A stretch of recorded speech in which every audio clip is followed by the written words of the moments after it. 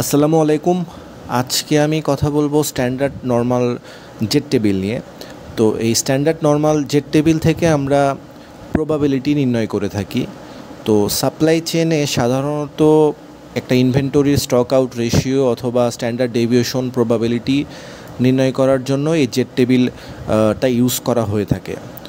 তো সাধারণত একটা জেডের মান আমরা পাই, এই মানের মাধ্যমে এই টেবিলের মধ্য থেকে আমরা একটা ভ্যালু ডিটারমাইন করি এবং ওখান থেকে আমরা প্রবাবিলিটি বুঝতে পারি।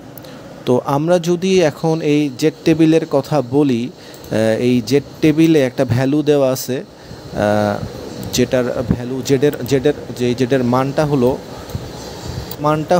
1.25 এবং এই জেডের ফলে আমরা প্রবাবিলিটি পাবো হলো 0.3944।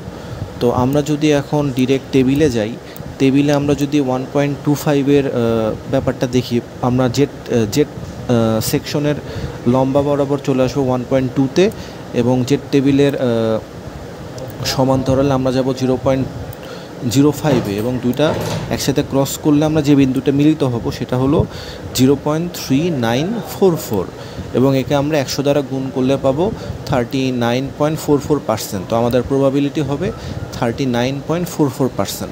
তো এইভাবেই আমরা জেড টেবিল থেকে জেডের ভ্যালুর উপর ডিপেন্ড করে আমরা একটা প্রবাবিলিটি ডিটারমাইন করতে পারি। ধন্যবাদ।